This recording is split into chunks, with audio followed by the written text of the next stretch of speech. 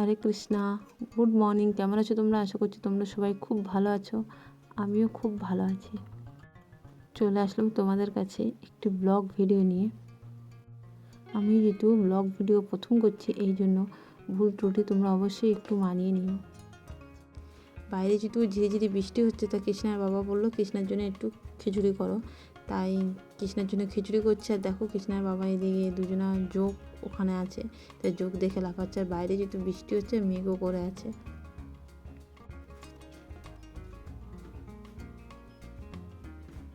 তার যোগগুলোকে কৃষ্ণার বাবা লবণ দেবে কিনা সেই ভাবছে, কারণ না হলে ঘরে ঢুকে যাওয়ার ভয়।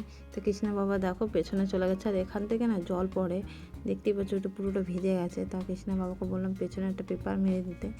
তা কৃষ্ণার বাবা পেপারটা মেরে দিচ্ছে।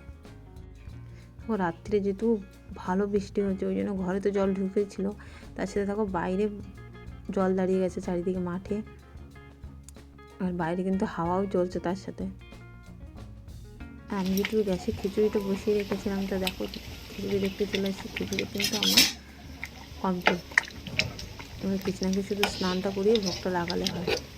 কৃষ্ণা এখন যেহেতু স্নান করেনি, তা ওকে খিচুড়িটা হয়ে গেলে ওকে স্নান করে দেবে।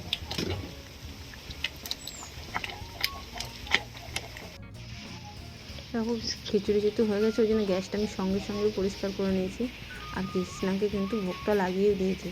দেখো এই দিয়ে কৃষ্ণাকে ভোগ লাগাবার পরে ওর কৃষ্ণার কাকু কী করছে, সারা ঘর ওর প্রোজেক্টটাকে ছড়িয়ে রেখেছে। করতে করতে ছেড়ে চলে গেছে। এখন বলছে বৌদি তুমি করে দাও প্রোজেক্টটা। তার মধ্যে একটা কাকিমা আসলো, বললো নাইটিটা সেলাই করে দিতে। তাই জন্য আমি কাকিমার নাইটিটা সেলাই করতে বসে পড়লাম। আর দেখো তার সাথে কিন্তু এই অমৃতা আছে। তো অমৃতা যেহেতু আমার সাথে বক বকও করছে তার সাথে, তো আমি ওর কথা না শুনেই কাজ করতে লেগে গেছি।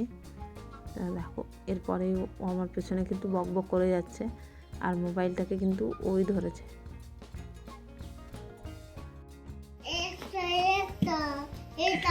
আর খাতাগুলো তুমি গুছিয়েছো? তাই? বাহ, খুব ভালো হয়েছে। গোছাও, একটা একটা করে ব্যাগে ঢুকিয়ে দাও।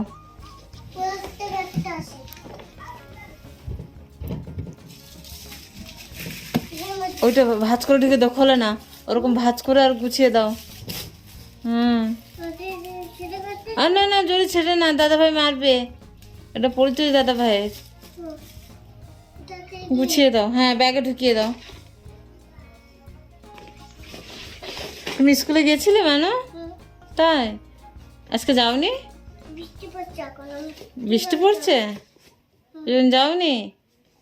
আজকে তুমি কি খেয়েছো দুপুরে? ম্যাগি আর ডিম খেয়েছো? এখনো ভাত খাওনি? কখন খাবে? কালকে? তুমি তাহলে এখন কি খাবে? তো তারপর তোমাকে খিচুড়ি দেবো? তাই? তাহলে আজকে পিসি কি রান্না করেছে?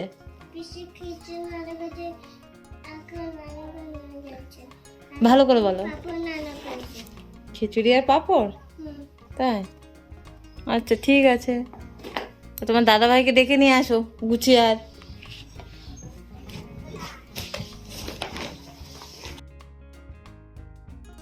আমি কিন্তু অতটা ভালোও পারি না ভয়েস ওভার দিতে। আর আমি যেহেতু প্রথম করছি, ওই জন্য একটু অসুবিধা হতেই পারে। তো তোমরা আবারও বলছি তোমরা একটু মানিয়ে নিও।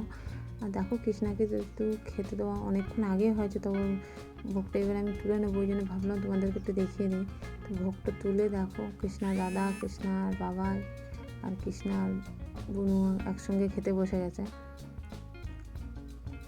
তা আমি যেহেতু ক্যামেরাটা ধরে আছে, আমি এখনও খেতে বসিনি। তা তোমাদের দাদাভাই বলছে তুমি একসঙ্গে বসে যাও। তা আমি ভাবলাম যে আমি একটু পরেই খাবো, তা আগে ওরা খেয়ে নোক না। তো আমি খেতে বসবো আর ওরা ঘন ঘন এটা সেটা চাইবে। তো দেখো আমি বাড়ি চলে যাবো। আর যাবে না রাস্তা হাঁটতে? হ্যাঁ, তা আবার যাবে? তাহলে চলো।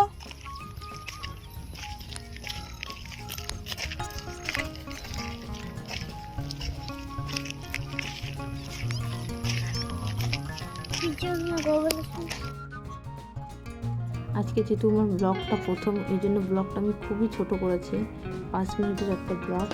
তো সেই জন্য আজকে ব্লগটা আমি এখানেই শেষ করছি। তোমরা সবাই খুব খুব ভালো থেকো। আর কী বলবো আমি বুঝতে পারছি না।